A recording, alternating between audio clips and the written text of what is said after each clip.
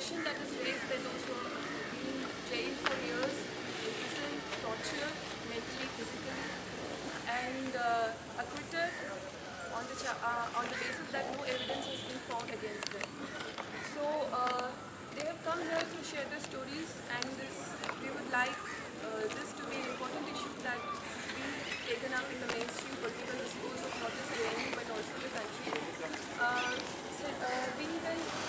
We from YFTA are organizing this program in order that we can discuss this issue openly without the fear of being branded as you're also linked to the terrorist or something like that. So this fear should be gone from the minds of people, especially the minorities, because minority witch hunting is something which has been drastically increased in the last 2 years. So I invite Abdul Mateen, who is the convener of YFTA, to set the context to this gathering. Friends, as we all know that India has generally India को कहा जाता है कि 70 years of India's democracy. कुछ good stories भी है, कुछ horrible stories भी हैं. जनरली सेलिब्रेट किया जाता है कि India being a world largest democracy. चाहे आप पूरा हिंदुस्तान का पोस्ट इंडिपेंडेंस का नज़रिया देख लीजिए, चाहे वो एडमिनिस्ट्रेशन हो और चाहे हमारा society and polity at large हो, किस तरह से एक खास पर्टिकुलर कम्युनिटी, और कम्युनिटी सिर्फ नहीं, कम्युनिटीज़, मुस्लिम्स तो उसमें से पहला है, उसके बाद दलित, आदिवासी और नॉर्थ ईस्ट, कश्मीरी, जिस तरह से जितना ऑपरेस सेक्ट्स है, नेशनैलिटीज़ है, ऑपरेस पीपल है, उन लोगों की तरफ एक खास अलग रवैया रहा है. सिर्फ प्रशासन का रवैया नहीं, एक सोसाइटी का भी. अभी देखिए, let it be very critical about our university itself. I was very sure that when the We Are JNU movement was going on, although we are all equally part of that movement, I was very sure and then कि ये JNU को बचाने के लिए हम लोगों की ज़्यादा ज़रूरत नहीं है. JNU के बचाने के लिए बहुत लोग आ जाएंगे. You have seen the kind of outburst, entire movement पूरा यूनिवर्सिटी बाहर चले गया था, which is very good. वो नेशंस को, ये पूरा कंट्री को एक मैसेज गया. मगर ये बड़ा ग्रैंड नैरेटिव्स में जो मिस हो जाते हैं और जिसको हम लोग जानबूझ के मिस कर देते हैं, वो कहीं ना कहीं दबा रह जाता है. ये सोसाइटी, ये बेसिकली जो सोसाइटी का रवैया रहा, मैं प्रशासन के बात अभी नहीं कर रहा हूँ, सोसाइटी की बात कर रहा हूँ. जो सोसाइटी का रवैया रहा है, ये basically a symptom of sick society. Sick society इसलिए कि सोसाइटी में जो एक स्पॉन्टेनियस एक रिएक्शन होना था, स्पॉन्टेनियस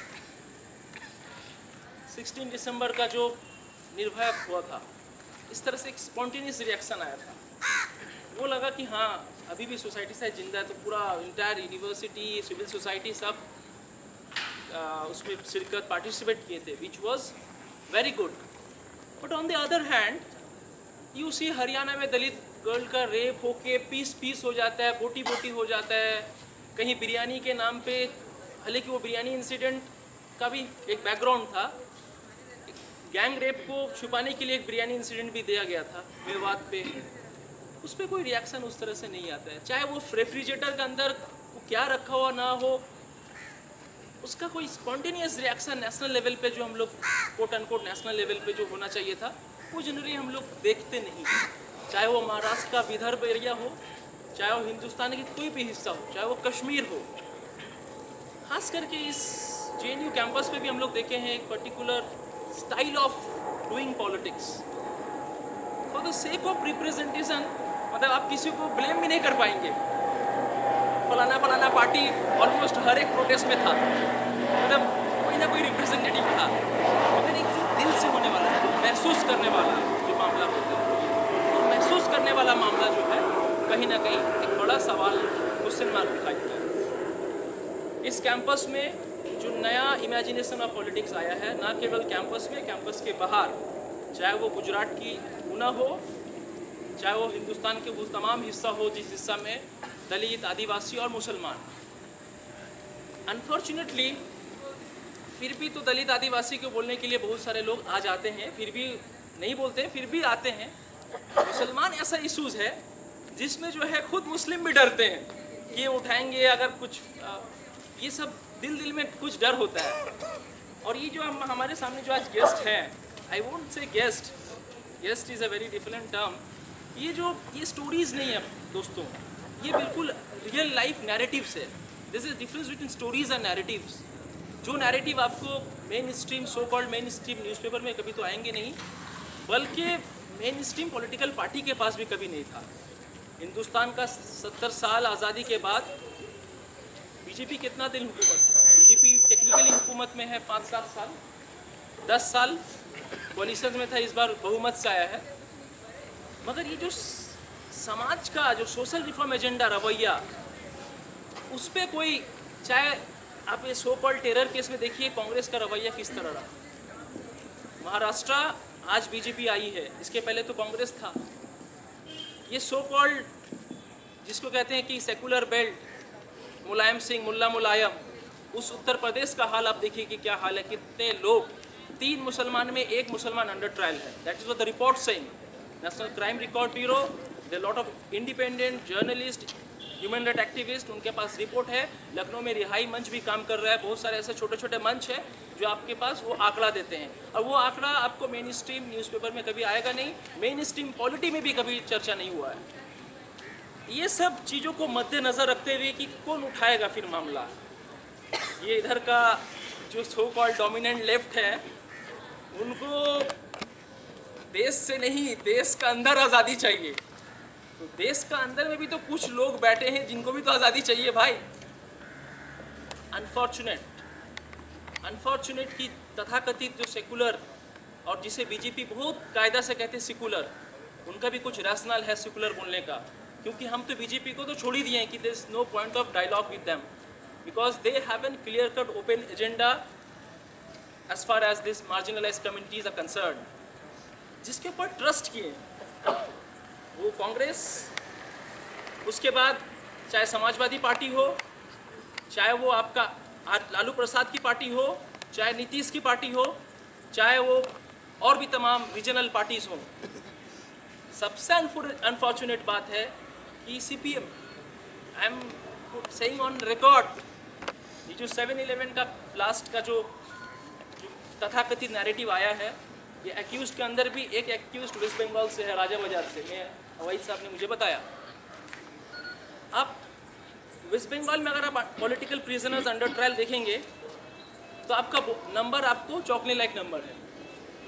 हालांकि आप लोग सोचेंगे कि 35 साल से तो बायां वहाँ लेफ्ट फ्रंट हुकूमत, CPM हुकूमत, उधर हुकूमत की, इसके ऐसा हाल क्यों हुआ। Sachar committee report, Ranganath Mishra commission report, Kundu committee की रिपोर्ट, ये सब तमाम रिपोर्ट को देख लीजिएगा कि जिसके ऊपर मुसलमान सबसे ज़्यादा ट्रस्ट किया था, चाहे वो कॉमरेड मुजफ्फर अहमद हो, चाहे कॉमरेड अब्दुल्ला रसूल हो, जो खून और पसीना मेहनत से कम्युनिस्ट पार्टी ऑफ इंडिया को इस्टेब्लिश किया था वेस्ट बंगाल में, बंगाल के ज़मीन पे, वो इतने बड़े लार्जेस्ट माइनॉरिटीज़ कम्युनिटी को भी CPM ने बिट्रे किया है। दलित के साथ CPM ने बिट्रे किया है। अफसोस उस जगह होती है कि जिसको हम लोग अपने रहबर सोच लिए हैं। थर्ड पॉइंट कि मुसलमान करे क्या। मुझे पता है कि मुसलमान होमोजेनियस कम्युनिटी नहीं है, इसमें भी बहुत सारे रीजनल, कास्ट, क्लास, सब फैक्टर्स हैं, मगर एक जगह होमोजेनिटी बनती है। वो होमोजेनिटी की जगह है कि जब आपको कोई इंजाम लगाया जाता है, उस वक्त एक होमोजेनियस कैरेक्टर नज़र आता है कि चाहे वो अंसारी हो, चाहे वो सैयद हो, चाहे वो तथाकथित पठान हो, शेख हो, और दलित मुसलमान हो या OBC हो, इसमें एक रवैया स्टेट का नज़र आता है कि लोग सबको एक ही तरह से देखते हैं। अब क्या किया जाए। सचर कमेटी 2006 में बनी, उसमें पता चला कि हिंदुस्तान में माइनॉरिटीज़ का एजुकेशनली, सोशली एंड इकोनॉमिक हालात बहुत ख़राब है। इतना ख़राब है कि वो डेटा देंगे तो आप लोग देखे ही होंगे। अब जब सिक्योरिटी से 80 के दशक में बाबरी मस्जिद, पर्सनल लॉ, उर्दू, अलीगढ़ के ऊपर पॉलिटिक्स हुआ करता था, जब पॉलिटिक्स का ट्रांजिशन हो रहा है कि आप मुसलमान सिक्योरिटी से हट के थोड़ा अपना right based approach, affirmative action के बाद, रोजी रोटी की बात जब करने लगी, तब फिर दोबारा घुमा फिमा के आपको गुजरात और मुजफ्फरनगर जैसा राइट होता है। इस राइट का दो जनरली ढांचा होता है। एक तो होता है कि create terror among the Muslim community so that they can't come and speak with the truth, speak the truth, वो एक है। दूसरी है कि पूरा जो सोशल जस्टिस का एजेंडा होता है, चाहे वो रिजर्वेशन का मुद्दा हो, चाहे वो डिप्रिवेशन पॉइंट का मुद्दा हो, आप लोग कैंपस में भी देखे हैं कि लास्ट इलेक्शन में किस तरह से इंटायर सोशल जस्टिस मुद्दा पीछे चला गया और कम्युनल सेकुलर बाइनरी सामने आया। हिंदुस्तान की पॉलिटिक्स में भी इस तरह से है कि 2006 के बाद जब थोड़ा सा हलचल बैठी कि मुसलमानों का हालात बहुत ख़राब है, थोड़ा post matric scholarship, pre matric scholarship, Maulana Azad education fellowship, ये सब MSDP जैसा प्रोग्राम जो थोड़ा सा सोशो इकोनॉमिक डेवलपमेंट की तरफ जब झुक रहे थे, उसी के बाद से एक नया नैरेटिव रचा कि नहीं ये तो लोग अपलिफ्ट हो जाएगा, फिर क्या करो, सिक्योरिटी में डाल दो, खौफ पैदा करो। तो वो रायट, वो एक तो इस्लामोफोबिया के नाम, ये देखिए हर 9/11, 7/11 इस तरह से नैरेटिव क्रिएट करते हैं कि कॉमन आम इंसान के जहन में भी अरे यार कुछ तो किया होगा ज़रूर। इवन मुसलमान भी ऐसा सोचते हैं, मुस्लिम मोहल्ले में भी जाइएगा सर्वे के लिए तो उन लोग का भी नैरेटिव ऐसा, अखबार पढ़ के, रेडियो, टीवी, जितना भी वे ऑफ कम्युनिकेशन ऐसा पढ़ के एक जहन बन गया है, कुछ ज़रूर तो कुछ आग तो धुआं तो होगा। तो ये जो एक सवाल है कि ज़रूर कुछ ना कुछ था, ये कुछ ना कुछ सवाल का खुलासा के लिए आज हमारे जो इधर मौजूद हैं स्पीकर्स वो कहेंगे। और मैं जो बात कह रहा था कि आपको सामाजिक न्याय, सोशल जस्टिस के मुद्दों को हटा के मुसलमानों को हमेशा एक सिक्योरिटी का मुद्दा बना के रखो। सिक्योरिटी का मुद्दा जब बन के रहेगा तो आपका सामाजिक न्याय, सोशल जस्टिस का मुद्दा कभी आ नहीं पाएगा। अनफॉर्चुनेटली इस देश में जिसको ज़्यादा भरोसा किया गया, चाहे वो, मैं अभी फिर बता रहा हूँ कि तथाकथित सेकुलर पॉलिटिकल पार्टीज़, उस सेकुलर पार्टीज़ ने मुस्लिम के साथ बिट्रे ऐसा किया कि आप देखिए UAPA एक्ट, मोकोका जैसा एक्ट, कोटा जैसा एक्ट, किस तरह से, चाहे वो उस वक्त कांग्रेस रहा हो प्रशासन सरकार में, चाहे वो BJP सरकार में रही हो, चाहे वो समाजवादी पार्टी हो, चाहे तृणमूल कांग्रेस हो या CPM हो, रवैया, नज़रिया, सोच, वो सब बिल्कुल एक जैसा ही सोच है। आपको सुनने से हैरान होगा कि मुझे थोड़ा क्रिटिक भी मुझे लग रहा है कि इस वक्त ज़रूरी है। कुछ लेफ्ट पार्टीज़ भी हैं, चाहे वो कैंपस में भी, कैंपस के बाहर भी, उनको हमेशा एक बाइनरी क्रिएट करके रखना चाह रहा है कि कम्युनलिज्म आ जाएगा, शेर आ जाएगा, शेर आके तुम्हें खा लेगा। वो शेर कौन है? शेर BJP है। मेरा कहने का मतलब है दोस्तों, शेर सिर्फ BJP RSS नहीं है, उसके बाद भी शेर का बच्चा अभी भी हर एक पॉलिटिकल पार्टीज़ में मौजूद है। वो चीज़ समझनी पड़ेगी कि किस तरह से IBs, किस तरह से इंटेलिजेंस एजेंसीज, किस तरह से प्रशासन, किस तरह से एडमिनिस्ट्रेशन, किस तरह से हमारे ब्यूरोक्रेसी की जहनियत है, फंक्शन करता है। इसी बात को रखते हुए आगे आने वाले दिनों में मुझे पता था कि जनरली कोई भी पॉलिटिकल पार्टीज़ इस टची मुद्दे पे, कि उनको लगता है कि टची बना के रखा है, ये मुद्दा टची नहीं है, ये मामला बिल्कुल सेंसिटिव नहीं है। ये मामला एवरीडे लाइफ में किस तरह से मुस्लिम उन गरीब बैकग्राउंड से, उनका टारगेट क्या है? पहले टारगेट था कि मौलाना साहब, मौलवी साहब लोग को पकड़ो, तो जान रहे कि यार मौलाना साहब लोग को पकड़ के कुछ ज़्यादा फ़ायदा नहीं हो रहा है। आप मुस्लिम एजुकेटेड नौजवानों को पकड़ो, मुस्लिम एजुकेटेड नौजवान जो एक साथ अपना राइट बेस्ड बात कर सकता है। वो कह रहे हैं कि नहीं, मुझे स्कूल चाहिए, मुझे तालीम चाहिए, मुझे रिजर्वेशन चाहिए, मुझे सिटीजनशिप राइट चाहिए। उनको ये सिटीजनशिप राइट्स से प्रॉब्लम है। वो चाहते हैं कि इस देश में ये डी-सिटीजन्स बन के रहें, इस देश में उन लोगों का एक काम मुकर्रर कर दिया गया। तो ये जो नया इमेजिनेशन में जो कह रहा था बात, चाहे वो कैंपस और कैंपस के बाहर, कि यूनिटी ऑफ द ऑप्रेस्ड, चाहे वो दलित हो, चाहे वो आदिवासी हो, चाहे वो मुसलमान हो, चाहे नॉर्थ ईस्ट हो, चाहे कश्मीरीज हो, जो भी ऑप्रेस्ड आइडेंटिटीज़ के साथी हैं, ये यूनिटी ऑफ द ऑप्रेस्ड के अम्ब्रेले पे इस बार एक नया इमेजिनेशन का पॉलिटिक्स हम लोग सोच रहे हैं। I am very much optimistic and hopeful that in this country, if really we want to celebrate the democracy, we have to come together. All those oppressed nationalities and communities have to come together in the larger umbrella along with differences. हम लोग assimilate के policy में नहीं चलते हैं। We agree to disagree. There might be differences of opinion. We celebrate the differences of opinion. But एक नया जो imagination बन रहा है, उस इमेजिनेशन को पकड़ने की ज़रूरत है। इसी बात को कहते हुए आप लोग से अपील करूंगा, YFD के ज़रिए आप लोगों को अपील करूंगा कि ये जो इशूज़ है, ये जो चीज़ है, ये दिल की जो धड़कन है, ये जो आँख के आंसू है वो गरीब, वो मुसलमान नौजवान की माँ और बाप जो 10 साल, 12 साल, 14 साल, 16 साल, 20 साल, इधर 20 दिन, 21 दिन जेल जाके कोई नेशनल हीरो बन जाता है, और कोई 14 साल से पड़ा हुआ है, उसको देखने के लिए कोई मीडिया बाइट करने के लिए कोई मौजूद नहीं है। क्या डेमोक्रेसी है ये? इस किस तरह का डेमोक्रेसी है? किस तरह से इंटेलेक्चुअल हम लोग इधर क्लेम करते हैं? चाहे वो, let it be very critical to JNU movement itself, we are with the JNU, of course we have to be with JNU, but again on the other hand, what about all those youth, Muslim innocent youth जो false terror charge में आज सालों साल jail में चले जाए सुर के अंदर जल रहे हैं? क्या होगा उनका फैमिलीज का? समाज के साथ उनका क्या इंटरेक्शन बना है? किस तरह से समाज हम लोग चाहते हैं? तो ये सब बहुत सारे बात मैं कहने वाला नहीं हूँ, जो सामने जो फेस किए हैं, जो फेस कर रहे हैं, वो आपको आपके सामने आके बोलेंगे।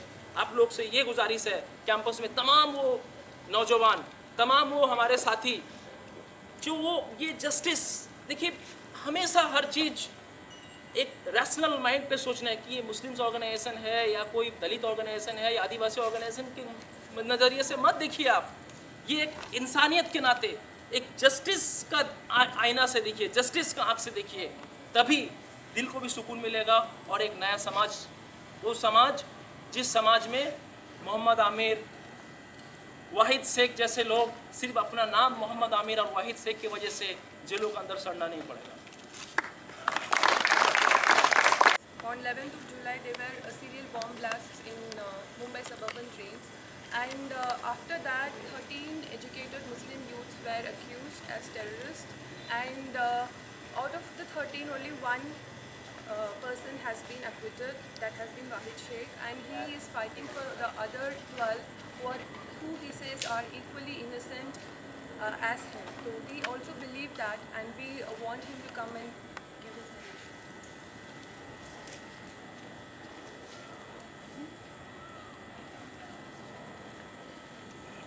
अस्सलाम वालेकुम, आदाब।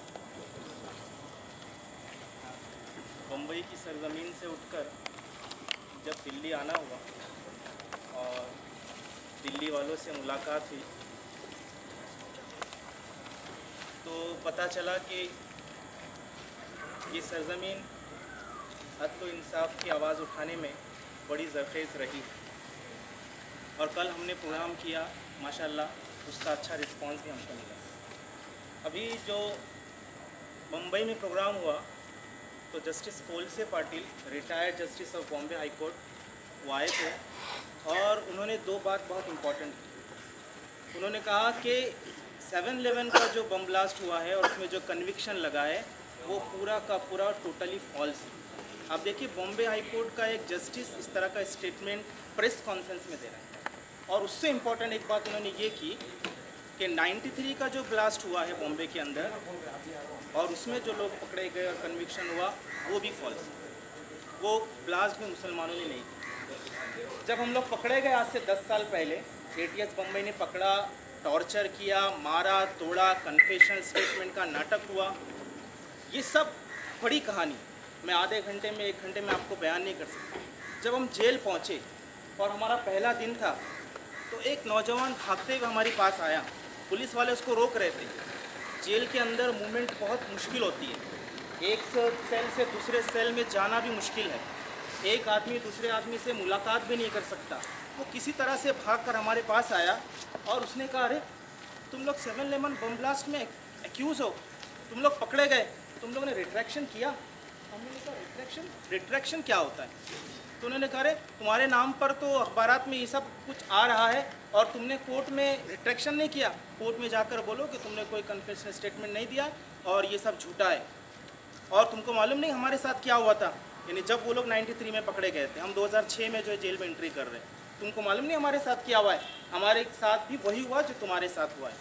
हमारे साथ भी कन्फेशनल स्टेटमेंट पुलिस ने तैयार किया, हमारी माओ बहनों को बुलाकर पुलिस स्टेशन में नंगा किया और ज़बरदस्ती कहा कि इस पर साइन करो वरना हम इनको जो है रेप करेंगे।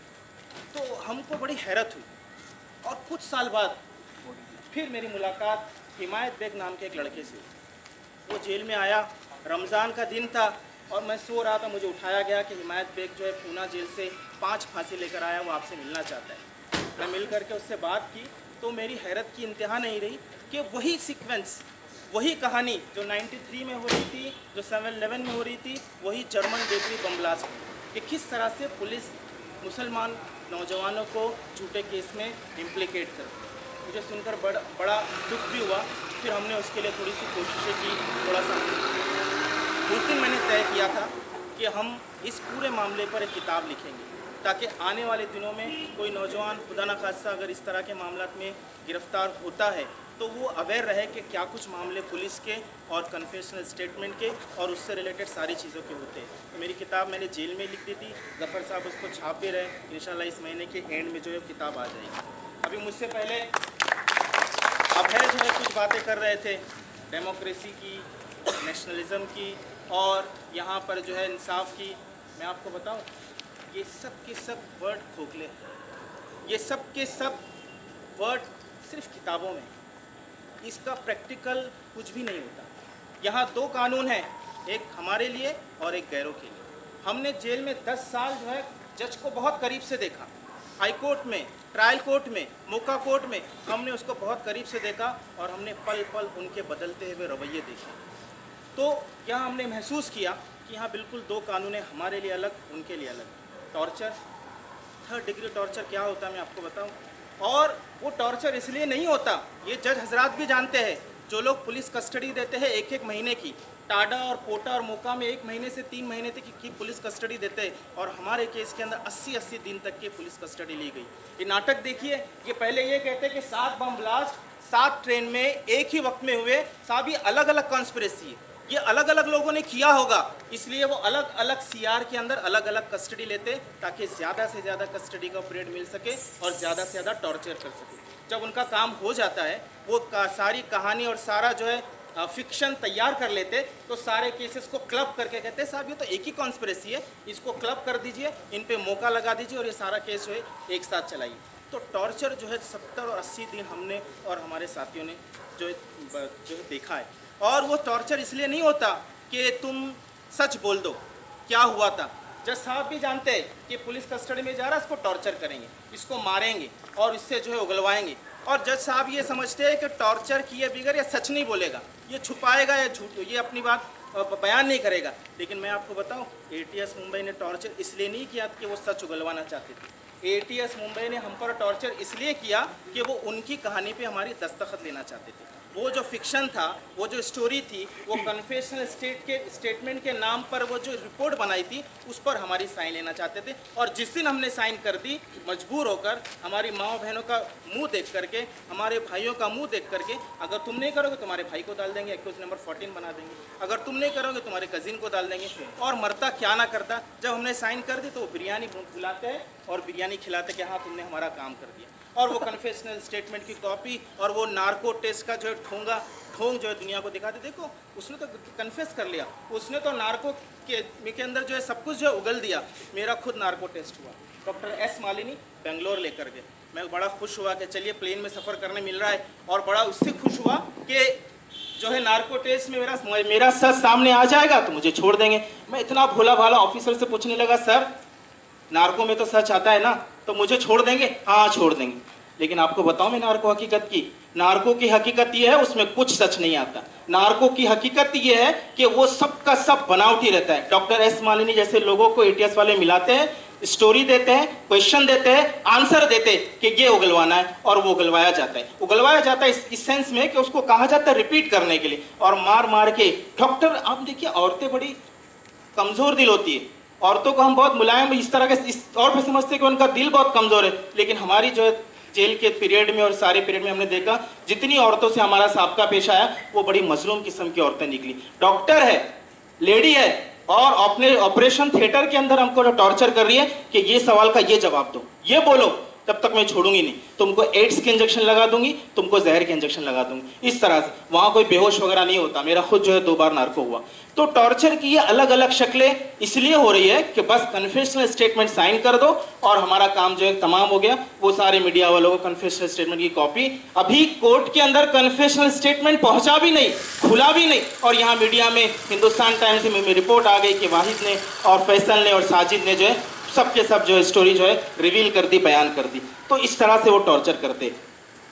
एक दूसरी चीज़ मैं आपको बताऊं, इस केस के अंदर जो CDR का मामला था ये बहुत इंपॉर्टेंट है। जो लोग महाराष्ट्र में मोका केस को जानते हैं, मोका जो केस है वो टेरर रिलेटेड केसों को सुलझाने के लिए जो लगाया जाता है, डील करने के लिए लगाया जाता है, उसमें मोबाइल फ़ोन की CDR बहुत इंपॉर्टेंट होती है। और चार्जशीट अगर 4 पेज की हो तो 400 पेज CDR के होते हैं, कॉल डेटा रिकॉर्ड के होते हैं। साहब इसका ये नंबर है, इससे बात कर रहा था, इसको इससे मैसेज आ रहे थे, और ये आपस में कनेक्शन और आपस में जो उसका ताल्लुक बताया जाता है। लेकिन हमारे केस में पूरी की पूरी CDR जो है गायब है। सब लोग मोबाइल यूज़ करते 2006 के अंदर, और वो सिर्फ इसलिए कर रहे थे कि उसके अंदर कोई किसी का कनेक्शन उनको मिल नहीं रहा था और कोई किसी का मामला मिल नहीं रहा था। इनका दावा यह है कि 2006 में 11 जुलाई को 6 बजे कमाल ने बम रखा ट्रेन के अंदर, और हमारे पास सबूत यह है CDR की शक्ल में कि कमाल जो है बिहार के अंदर मधुबनी के अंदर मौजूद था और वहाँ शादी अटेंड कर रहा था। वहाँ के सारे एफिडेविट हमने जमा की, गांव वालों के पास हम लोग जाकर के मिले,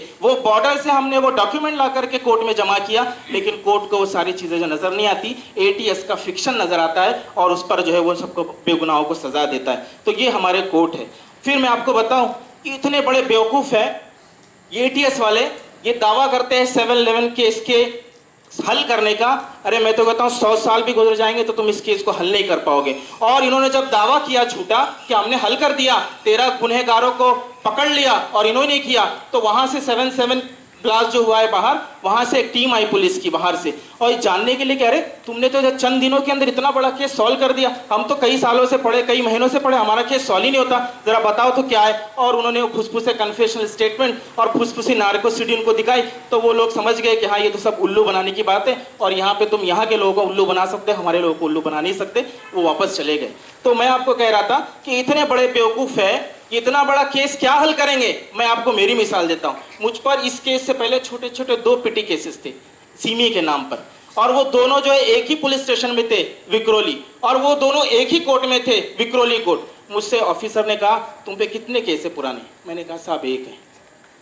अब मेरी जबान से निकल गया, मैंने कहा 1 है, और मैं आखिर वक्त तक उस पर डटा रहा, मेरे खिलाफ 1 ही केस है। उन्होंने पुलिस स्टेशन में इंक्वायरी की, उन्होंने कोर्ट से जाके डॉक्यूमेंट निकाले, और वो एक ही केस की डॉक्यूमेंट उन्होंने चार्जशीट में जमा कर दी। आज 10 साल हो रहा है, उनको ये नहीं पता कि मुझ पे जो सिमी के 2 केस थे जो दोनों के दोनों छूट गए। तो जब वो सिमी का मामूली केस जो कस्टडी में मौजूद एक एक्यूज है उसका नहीं मालूम कर सकते, तो इतना बड़ा जो बम ब्लास्ट हुआ है उसका केस क्या हल करेंगे। इनकी बेवकूफ़ी की इंतहा ये है। और मैं आपको बताऊँ इनकी मेंटालिटी, ये इतने ज़्यादा तासुब पसंद है, इनके अंदर इतना ज़्यादा जो है हिंदुत्व भर दिया गया है, इनके अंदर इतना ज़्यादा मुसलमानों के ताल्लुक से जहर भर दिया गया है कि मैं आपको बता नहीं सकता। कस्टडी के दौरान ये पेड़े ला के हमको खिलाने लगे। हमने कहा साहब किस खुशी में खिला रहे, किस खुशी में खिला रहे आप लोग? तो कहा रहे तुमको मालूम नहीं कब्रिस्तान में और मस्जिद में ब्लास्ट हो गया। ये पेड़े बांट रहे थे, ये हमारे लोगों ने ब्लास्ट किया है। ये नाच रहे थे और खुशियां मना रहे थे। आज जो हमने बदला ले लिया 7/11 का। 7/11 ब्लास्ट के चंद दिनों के बाद जो मालेगांव के अंदर जो ब्लास्ट हुआ था, तो इनकी मेंटालिटी ये है, ये RSS फिक्र के लोग हैं, और ये जो है बिल्कुल मुसलमानों से नफरत करते हैं। आप देखिए मुल्क में जहाँ जहाँ फसादात होते इनका रवैया क्या रहता है। ये बहुत ही जो इन लोगों ने जो इनका माइंड जो है बहुत ख़राब कर दिया। मैं कल TV देख रहा था, अब तक हम समझ रहे थे कि हमारी फौज जो है थोड़ी सी सेक्युलर है, सुलझी भी। अब मैं देख रहा था कि वो जाके मंदिरों के अंदर खुलेआम ड्रेस के अंदर ड्यूटी अटेंड करने से पहले और ड्यूटी खत्म होने से पहले ये जाके जो मत्था टेक रहे। तो हमारी जो फौज को भी इन्होंने बिल्कुल जो कम्युनल करके रख दिया है। फिर मैं आपको बताऊं इस केस के अंदर 2 थियरी है। ये ऐसा केस है कि इसमें सिर्फ डिनाइल नहीं है कि हमने नहीं किया, हम बेगुनाह है साहब, हम सिर्फ चिल्ला रहे, हमने तो ये कहा और हमने नहीं किया। ये ऐसा अजीबोगरीब केस है कि पुलिस कहती है कि 2 थियरी है। पुलिस कहती है अलग, और जो है बंबई की ATS कहती है कुछ अलग। ATS ये कह रही कि इन 13 लोगों ने किया, और क्राइम ब्रांच कहती है कि साहब ये 13 लोग बेगुनाह है। बाकायदा उन्होंने रिपोर्ट फाइल की है, लिख कर दिया है रिमांड एप्लीकेशन के अंदर, और जो है उनके कन्फेशनल जो उस केस के अंदर जो एक्यूज है उसके अंदर सारी चीज़ों के अंदर लिखा है। 2 थियरी है। मैं आपको बताऊं ऐसा कोई केस मुझे बता दीजिए दुनिया का या इस मुल्क का जिसमें पुलिस किसी एक थियरी के ऊपर मुत्तफिक नहीं हो और उसके ऊपर जो किसी अदालत ने फैसला दिया और सजा दी हो। ये हमारी बदकिस्मती है कि 7/11 के ऊपर आज तक पुलिस मुत्तफिक नहीं हो सकी, एक फैसले पर नहीं आ सकी।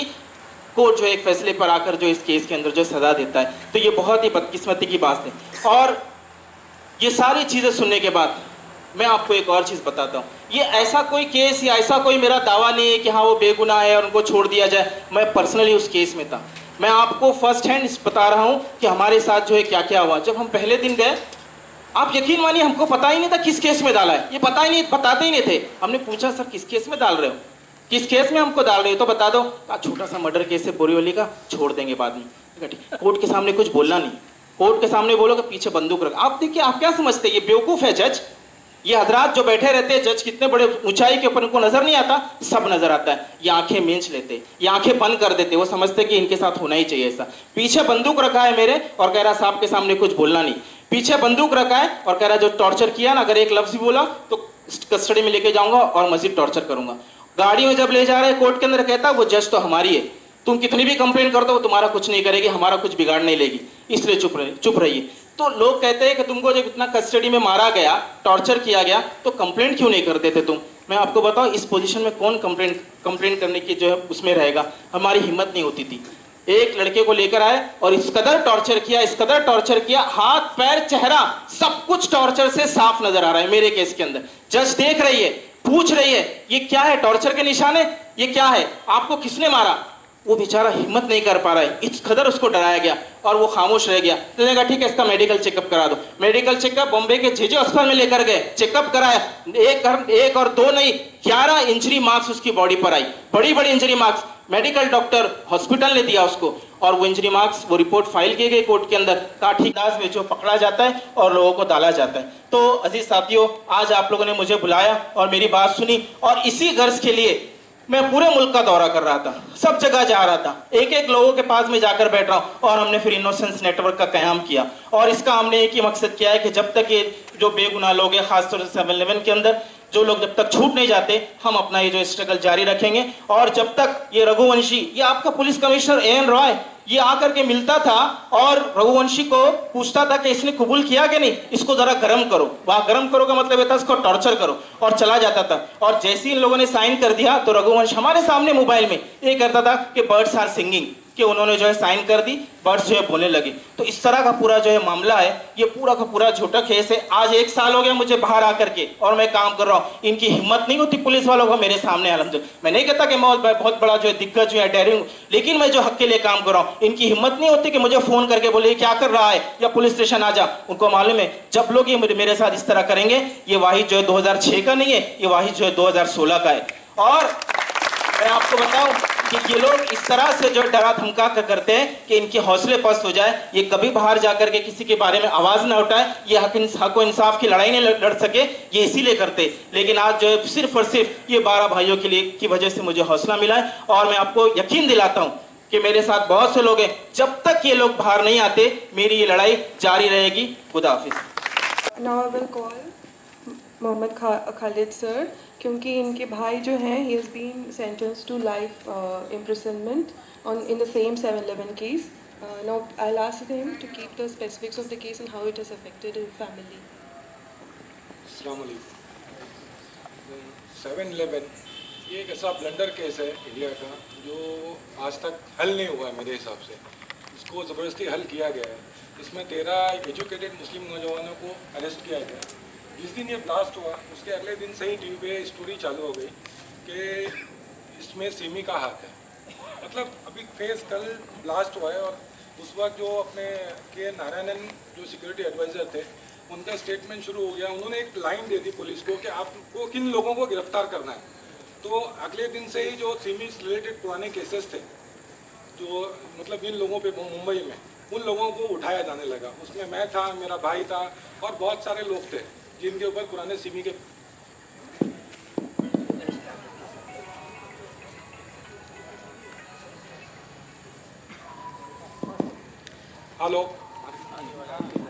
जिनके ऊपर पुराने सिमी के केसेस थे, उन लोगों को पुलिस स्टेशन बुलाया जाने लगा। उन लोगों से इंक्वायरी होने लगी। हमें भी 4-5 दिन के बाद हमारे जहाँ अंधेरी पुलिस स्टेशन में केसेस थे वहाँ बुलाया गया, मुझे और साजिद दोनों को। हम लोगों को वहाँ बिठाया गया, हम लोगों से डिटेल इंक्वायरी की गई। आप ब्लास्ट के दिन कहाँ थे, ब्लास्ट से 4-5 दिन पहले कहाँ थे, पूरा कॉल रिकॉर्ड देखा गया। हमारे ऑफिस में फ़ोन किया गया, वहाँ उनको हमारी लोकेशन ली गई, ये काम पे आया था नहीं आया था, सारी चीज़ें उन लोगों ने ली। पूरा स्टेटमेंट लिया। स्टेटमेंट लेने के बाद सुबह बुला के रात को हमको छोड़ दिया, आप जाइए, आप लोगों का इसमें कुछ लेना देना नहीं है और कभी भी ज़रूरत पड़ी तो आपको यहाँ आना पड़ेगा। हम लोगों ने कहा ठीक है, हमारा इससे कुछ संबंध नहीं है, आप जब भी बुलाएंगे हम आ जाएंगे इंक्वायरी के लिए। उसके बाद ये सिलसिला जो है 30 दिनों तक चलता रहा, मतलब 3 महीने तक चलता रहा। बाद में मुझे नहीं बुलाया गया, साजिद को हमेशा बुलाया जाता था। तो बुलाते थे और छोड़ देते थे, एक दिन रखते थे छोड़ देते। उसके बाद वो गांव चला गया, गांव जाने के बाद फिर वापस आया, वो उसको बुलाया गया वापस। उसके बाद उसको 6 दिन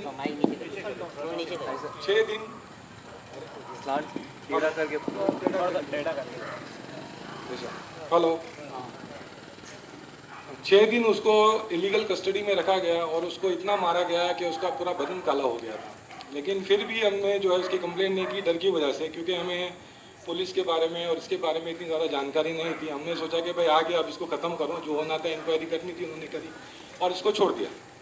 6 दिन के बाद उस घर पे आया, घर पे आने के बाद उसको डराया गया कि तुझे कहीं मीडिया में नहीं जाना है, कहीं नहीं जाना है, चुपचाप अपना रहे और यहाँ पे हम जब भी बुलाएंगे तब तुझे आना है। उसके बाद वो रेगुलर उसको बुलाते रहे, छोड़ते रहे, बुलाते रहे, छोड़ते रहे। फिर एक दिन रमज़ान का पहला रोज़ा था, उस दिन उसको बुलाया गया कि भाई कुछ लोगों को अरेस्ट किया। तब तक ये 10-12 लोगों को अरेस्ट किया जा चुका था और इन लोगों ने 12 दिन में अलग अलग इन्वेस्टिगेशन करके एक स्टोरी बना ली थी। स्टोरी बना के इन लोगों ने फिर उसको MCOC अप्लाई करना था, उसको मकोका लगाना था। मकोका में क्या है, कन्फेशन का बहुत ज़्यादा रोल है। अगर आपके पास कुछ एविडेंस भी नहीं है तो on the basis of confessional statement वो सज़ा दे सकते हैं। अगर जज को ऐसा लगता है कन्फेशन दिया है तो उसको सज़ा दे सकते हैं। तो उस दिन उसको बुलाया गया, बुलाने के बाद उसको फिर वापस 4 दिन इलीगल कस्टडी में रखा गया और मैं भी वहाँ पुलिस स्टेशन गया, मेरा बड़ा भाई भी गया। हम लोगों ने पूछा सर क्या है, बोले नहीं ये इससे बातचीत चल रही है और इसको 2-3 दिन में छोड़ देंगे। देन सडनली ऑन 29 सितंबर उसको शाम को बुर्का पहना के कोर्ट में पेश किया गया और हमें कुछ पता भी नहीं था।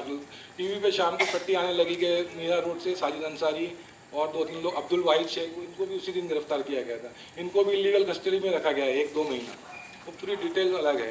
तो इन 4 लोगों को अरेस्ट कलकत्ता से माजिद और एक लड़का नवेद हैदराबाद से, इन चारों को लाया गया और चारों को जो अरेस्ट किया गया और नेक्स्ट डे प्रेस कॉन्फ्रेंस की गई कि 7/11 केस जो है वो हल कर लिया गया। उसके बाद फिर सिलसिला चला टॉर्चर का, खूब इनको मारा गया। फिर 23 अक्टूबर को 23 अक्टूबर को साजिद को घर पे लेके आए। घर पे लाने के बाद जब हमने उसकी हालत देखी तो वो चल नहीं पा रहा था, उसके पैर सूजे हुए थे, हाथ सूजे हुए थे, पूरा मुंह सूजा हुआ था, पूरा मतलब ब्लैक हो गया था, एकदम चल ही नहीं पा रहा था। तो मेरी जो मदर थी उनकी डेथ हो गई है अभी, वो देख के उनको रोने लगे और नेक्स्ट डे हम लोगों ने फिर उसका कोर्ट में कंप्लेंट किया। कंप्लेंट करने के बाद जज ने जो है स्पेशल कोर्ट उसके लिए रखा कि इसको प्रोड्यूस किया जाए। वो ईद का दिन था 25 अक्टूबर 2006। ईद के दिन कोर्ट लगाया गया और मतलब उनको ऑर्डर किया गया ATS को कि साजिद को यहाँ हाजिर किया जाए। तो साजिद को वहाँ कोर्ट में लाया गया। कोर्ट में उन लोग लेके नहीं आए सुबह में, उनको मतलब 23 तारीख को जब एप्लीकेशन गई, कोर्ट ने ऑर्डर पास किया तो पूरी ATS में हलचल हो गई कि अगर ये जाके इसने अगर सच बोल दिया तो पूरा केस जो है पूरा केस ये मतलब ख़त्म हो जाएगा। उसके बाद उन्होंने कन्फेशनल स्टेटमेंट का अपना प्रोसीजर चालू कर दिया 23 तारीख को। 25 तारीख को सुबह 11 बजे कोर्ट में हाजिर करना था, उसको नहीं लाए। जज बैठी थी, सब मीडिया पर्सन बैठे थे, हम लोग सब थे, लेकिन उसको नहीं लाया गया। जज ने ऑर्डर किया कहाँ है वो, तो ATS ने कहा इन्वेस्टिगेशन चल रही है, उसको बाहर लेके गए, अब 1 घंटे में आ जाएगा। देन 12 बजे फिर 12:30 बजे का टाइम दिया गया, 12:30 बजे भी नहीं लाया गया। फिर 2 बजे का टाइम दिया, फिर भी नहीं लाया गया। देन फिर 5:30 बजे के आसपास उसको लाया गया। जब उसको लाया गया तो लड़खड़ा रहा था, चल नहीं पा रहा था, एकदम डरा हुआ था, हाथ पाँव सूजे हुए थे। उसको पूरी शर्ट पहना के लाया गया ताकि उसके मार्क्स नहीं दिखे, इंजरी मार्क्स नहीं दिखाए गए। कोर्ट में लाया गया। कोर्ट में उसको जज साहब ने मतलब मैडम ने पूछा कि आपको ATS के खिलाफ कुछ गवाही मतलब ये कहना है, कुछ कंप्लेंट है।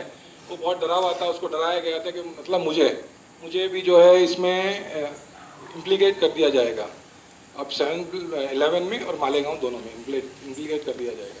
वो बहुत डरा हुआ था। उसने मैडम से कहा नहीं मुझे ATS से कोई कंप्लेंट नहीं है।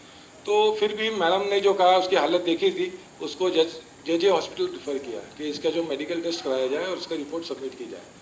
मेडिकल उसको जब JJ लेके जाया गया तो वहाँ पूरे ATS वाले चारों तरफ ऊपर हॉस्पिटल JJ हॉस्पिटल में गेट पे अंदर बाहर, और हम लोग भी वहाँ पहुँच गए। अपने मतलब मेडिकल जो करना था वो हमारा प्राइवेट डॉक्टर और गवर्नमेंट हॉस्पिटल के डॉक्टर दोनों को साथ में रख के करना था। तो इन लोग जो है लेके जा रहे हैं और लेके वापस आ रहे हैं, लेके जा रहे हैं वापस आ रहे हैं। तो मतलब किसी तरह से हमारा डॉक्टर वहाँ नहीं हो, क्योंकि मैडम ने ऑर्डर पास किया था कि अगर इनका फैमिली डॉक्टर नहीं हो तो भी आपको कर देना है, अगर हो तो उसके सामने करना है। तो इन लोग चाह रहे थे कि चुपचाप कहीं से ले जाके पीछे से और अपनी रिपोर्ट बना के कर दें। लेकिन हमारा डॉक्टर भी था और वो भी था, उसकी जो पूरी बॉडी मतलब चेक की गई तो उसके पूरे बॉडी के ऊपर 11 से 12 मार्क्स बड़े बड़े पैचेस थे जो उसको मारा गया था। और रिपोर्ट में क्लियरली मेंशन किया गया कि जो मार्क्स हैं ये दीज आर 5 days बैक, मतलब 5 दिन पुराने मार्क्स हैं, मतलब वो इलीगल कस्टडी में थे। उसके बाद उसको वहाँ से पूरा मार्क्स आ गए तो उसको जेल कस्टडी हो गई। देन मैंने उसको फिर जेल में जाके मुलाकात की, उसको पूछा तो उसने मुझे जो स्टोरी बताई वो एकदम हॉरिबल थी कि उसको कन्फेशन के लिए बहुत मारा गया। कन्फेशन लेने के लिए उसको जो है 16 आदमी पूरा नेकेट करके, 4 आदमी हाथ पे 4 आदमी पाँव पे और पूरा सिगरेट का चुटका और पट्टे से मारना, उसको पूरी रात फ्रॉम मतलब शिफ्ट वाइज 3 to 11, 11 to 7 पूरी रात उसको मारा गया, पूरी रात उसको मारा गया। उसके बाद उसका कन्फेशन फिर जब उसने फिर लास्ट में जो उस कन्फेशन पे साइन किया उसने, मतलब उन्होंने लिख के लाए थे, उस पर उसके साइन लिए गए और वो कन्फेशन कोर्ट में पेश किया गया। तो यहाँ जो है कन्फेशनल स्टेटमेंट जो है वो इनको कन्विक्शन दिलाने में जो मेन है वो कन्फेशनल स्टेटमेंट है। उसके खिलाफ एक ही गवाह था जिसका कहना था कि मैंने इसको बम बनाते देखा। He is an electronics engineer, वो अपना मोबाइल रिपेयरिंग और किसी जगह मतलब पढ़ाता था उसका। तो मोबाइल इन्होंने जो स्टोरी बनाई उस स्टोरी में इन लोगों को एक ऐसा लड़का चाहिए था जो मतलब इलेक्ट्रॉनिक्स इंजीनियर हो जिसने बम बनाए हो। तो ये वहाँ उसको इन्होंने वहाँ 3 महीने के बाद वहाँ फिट कर दिया कि इलेक्ट्रॉनिक्स इंजीनियर है और उसको यहाँ आराम से फिट किया जा सकता है। तो ये मतलब उसके ऊपर टॉर्चर करके और इस तरह से उसका जो है कन्फेशन लिया गया। कन्फेशन लेने के बाद कोर्ट में केस चला और किस्मत से जो अब्दुल वाहिद ये मेरे बहनों ही हैं, इनको एक्चुअली इनको छोड़ा गया क्योंकि इनके खिलाफ कोई एविडेंस नहीं था। और साजिद के खिलाफ एक ही जो गवाह था जिसने जो बम बनाते हुए देखा था, कोर्ट ने जो है उसने भी कोर्ट में आके कहा कि मैं अंदर नहीं गया, मैं बाहर था, मतलब उसके एविडेंस को भी रिलाई नहीं किया। जजमेंट में उसके एविडेंस को भी रिलाई नहीं किया गया है कि साजिद को इसने बम बनाते हुए देखा। मैंने उससे बाद में बोर्ड के नीचे मिला, उससे पूछा कि आपने ये झूठी गवाही क्यों दी? तो उसने कहा भाई मुझे बताया गया था कि जो बम बनाने वाले वो पाकिस्तानी थे, इसके लिए मैंने गवाही दी। लेकिन फिर उसने अगले दिन जाके कोर्ट में जो मतलब अपने स्टेटमेंट से थोड़ा सा वो नरम हुआ वो, और उसने मतलब जो रियल स्टोरी थोड़ी सी बताने की कोशिश की, लेकिन जज ने सुना नहीं। लेकिन फिर भी उसके एविडेंस को माना नहीं गया जजमेंट में। तो उसको जो कन्विक्शन दिया है that is only because of confession. तो ये जो कन्फेशन है ये बहुत ही डेंजरस है, इसके लिए हम लोगों को मतलब कुछ करना चाहिए, क्योंकि on the basis of confession, खाली कन्फेशन की वजह से ही बहुत सारे लोग जेल में 23 साल, 20 साल, 14 साल इस तरह से इन लोग सड़ा देते हैं। और लोअर कोर्ट से इनको जो है कन्विक्शन मिल जाता है, देन हायर कोर्ट ने तो सुप्रीम कोर्ट से इनको जो है छोड़ दिया जाता है। ऐसे बहुत सारे केसेस हैं। अक्सर अपना गुजरात के मौलाना याया गुलाम याया है और आमिर भाई हैं, और भी बहुत सारे केसेस हैं इस तरह के।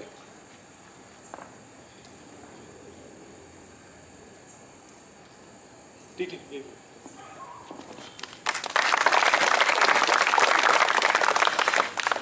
Wahid bhai or Khalid bhai have to go to Muradabad right now, so they have to leave. So if anyone wants to have asked specific. Now we will have Mohammad Amir Khan in our midst. He has been to JNU before also.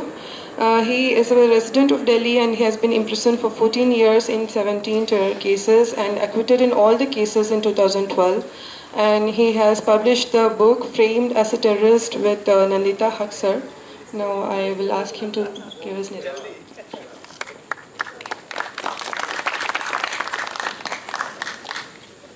आप सबकी खिदमत में आदाब है। रिहा हुए मुझको 4 साल हो चुके हैं और मैं इस दरमियान 3 बार JNU के अंदर आ चुका हूँ और मुझे 10 मिनट दिए गए हैं जो 14 साल जेल में रहते हुए मैंने गुजारे, उसकी रोशनी में कुछ बयान करूँ। लेकिन मैं ज़्यादा कुछ, क्योंकि पहले मैं बात कर चुका हूँ कई बार और काफ़ी कुछ लोग सुन चुके हैं, पर कुछ नए साथी भी हैं, तो मुख्तसर मैं कोशिश करूँगा आपके सामने अपने अनुभवों को, ये जो मेरे ऊपर बीती है उसको शेयर करने के लिए। देखिए, हमारे देश में भिन्न प्रकार की समस्याएं हैं, चाहे गरीबी हो,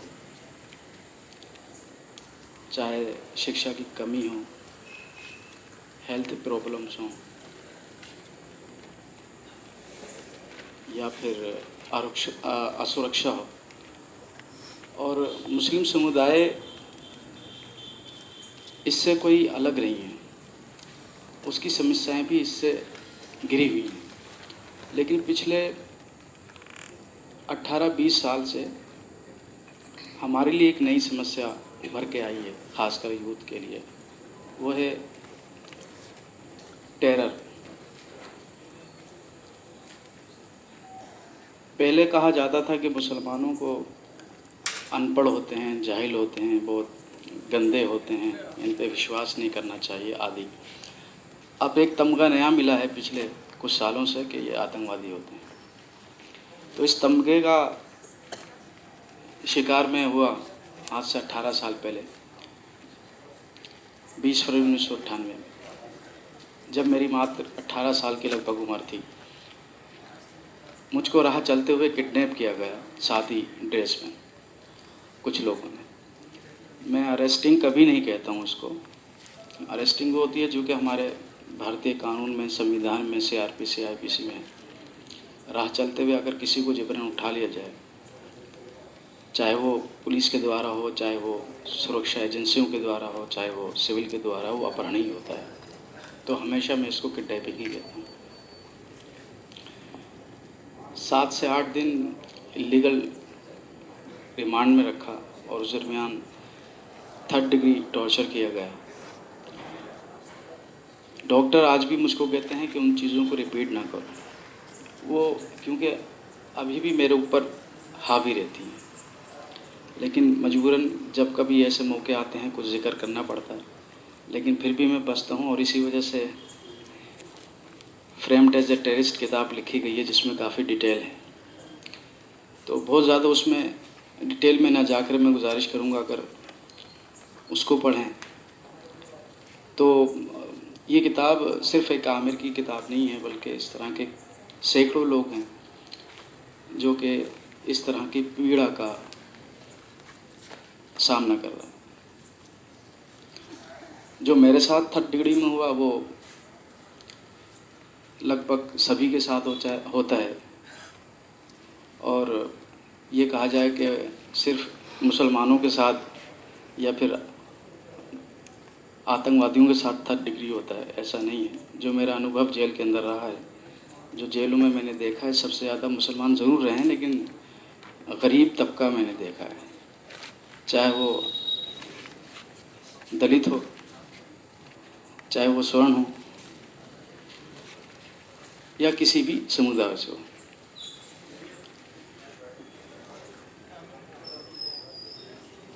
मैं हमेशा कानून की जो आज की व्यवस्था है उसको एक मकड़ी के जाल की समान मानता हूँ, जिसमें छोटे कीट पतंगे तो फंस जाते हैं लेकिन बड़ी मक्खियाँ उसको तोड़ कर निकल जाती हैं। तो आज के कानून में जो गरीब हैं, कमज़ोर हैं, ये असहाय हैं, वो बहुत जल्दी उसमें फंस जाते हैं। और जो पैसे वाले हैं, सोर्स वाले होते हैं, वो उससे निकल जाते हैं। अगर संजय दत्त जी टाटा में ना फंसाए गए या फंसे होते तो 1995 में टाटा नहीं टूटता। उससे पहले कई सैकड़ों लोग जेलों में थे। तो सिर्फ इस तरह की और भी उदाहरण है, लेकिन मौजू ये नहीं है। एक भाई ने सवाल किया था कि फैमिली पे क्या गुजरता है। देखिए, एक पीड़ित या विक्टिम या सर्वाइवल जो होता है उसकी कहानी दुनिया के सामने होती है। परेशानियों में है, बंदिशों में है, कठिनाइयों में है, लेकिन उसका एक दूसरा पहलू होता है जो हमेशा सोसाइटी से और मीडिया से छुपा होता है। वो होता है उसकी फैमिली का, कि वो किन हालात का सामना कर रहे हैं। जब मुझको किडनैप करके जेल में डाला गया और 1996 और 97 में जितने दिल्ली और उसके आसपास ब्लास्ट हुए थे, लगभग 18 के नज़दीक, वो सभी मेरे ऊपर लड़ दिए गए थे। तो उस वक्त एक खुशहाल मेरा घर था, माँ थी, स्वस्थ थी, अच्छी हालत में थी, पिताजी थे, छोटा सा बिजनेस था, मैं दिल्ली का ही रहने वाला हूँ। सोसाइटी में इज्जत थी, लेकिन मेरी किडनैपिंग और ये इल्ज़ामात लगने के बाद सिर्फ मेरी नहीं, मेरे परिवार की भी दुनिया बदल गई। कल तक जो मेरे वालिद साहब से कदम बढ़ाकर हाथ मिलाया करते थे, सलाम किया करते थे, गले मिला करते थे, अब हालात ये आ गए थे कि जब वो किसी को सलाम करते थे तो लोग मुंह मोड़ लिया करते थे। लोगों ने घर में आना जाना छोड़ दिया। उनका मैं दोष नहीं मानता, पुलिस का हरासमेंट है। जेल में एक बार मेरी माँ ने आके बताया कि फलां रिश्तेदार आया था मेरे, मतलब मेरी माँ से मिलने, तो उसको पुलिस उठा के ले गई थाने में और कहा कि तुम्हें पता है तुम किस घर में आए हो और इनका बेटा किस केस में है, देशद्रोही के आरोप में है।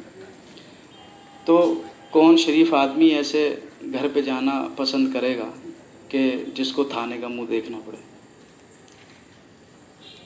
लोग ने मिलना जुलना छोड़ दिया, एक सोशली बायकॉट का माहौल बन गया।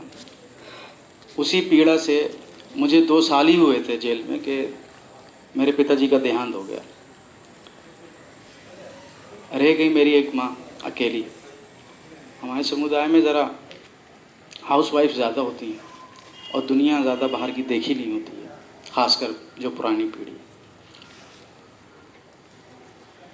उनको कभी जेल, कोर्ट, कचहरी, थाना का सामना नहीं करना पड़ा था, लेकिन हालात ऐसे बन गए कि पिताजी का देहांत हो गया। लेकिन मेरे माँ बाप को, पेरेंट्स को मेरी बेगुनाही पर भरोसा था, तो मेरी माँ ने पिताजी के बाद जस्टिस की फाइट को आगे बढ़ाया और कदम बाहर निकाला। 18 साल पहले, आज का माहौल बहुत अच्छा है, बेहतर है। आज काफ़ी सिविल सोसाइटीज़ हैं जो कि ऐसे पीड़ितों को न्याय दिलाने के लिए कानूनी मदद देती हैं। मीडिया भी है एक तबका ऐसा कि दोनों पक्षों की बात को सामने लाने की कोशिश करता है, लेकिन 18 साल पहले ऐसा कुछ नहीं था। प्रेस कॉन्फ्रेंस होती, पुलिस ने चार्जशीट जो बनाई होती उसको रख दी जाती और वही छप जाया करता था और लोग मान लिया करते थे कि हाँ भाई होगा। कोई मदद के लिए आगे नहीं आता था। वकील भी आसानी से नहीं मिलते थे। बहुत मुश्किलों से मुझको वकील मिले, या तो बहुत ज़्यादा पैसे मांगते थे या फिर मना कर दिया करते थे। मेरी माँ ने केसेस को आगे बढ़ाया, लड़ा, लेकिन एक उम्मीद होती है कि मेरा बेटा आएगा। 2 साल, 4 साल, 6 साल, 8 साल, 10 साल। जब 2010 आए तो उनको ब्रेन हेमरेज हो गया और वो बिस्तर पर ब्रेन हेमरेज से पैरालाइज्ड होकर पड़ गई। 2012 में जब मैं 14 साल के बाद रिहा होकर आया तो मैंने देखा कि घर बिल्कुल बदल चुका था, खंडर में दरारें पड़ चुकी थी। जो छोटा सा बिजनेस था पिताजी का, वो उनके देहांत होने के बाद ही ख़त्म हो चुका था। जो जमा पूंजी थी, जेवर थे, वो सब बिक चुके थे। कर्ज में अपनी फैमिली को पाया और माँ को बिस्तर पे जिंदा लाश की तरह पाया।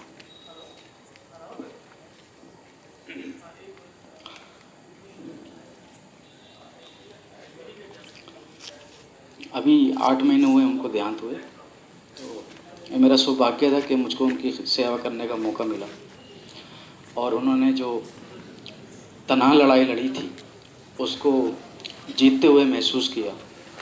उनके सामने मेरी शादी भी हुई, एक छोटी सी बच्ची भी हुई। तो उनको मैं अपने आप को मरहम लगाने की कोशिश करता हूँ कि कम से कम पिताजी को तो मैं नहीं देख पाया था, और जब वो मरे तो आखिरी वक्त में मुझको मिट्टी भी देना नसीब नहीं हुआ था, क्योंकि केस बहुत सेंसिटिव था जज साहब की नज़र में। मैं न्यायपालिका का सम्मान करता हूँ और इसी न्यायपालिका की वजह से मैं आज आप सबके सामने भी हूँ।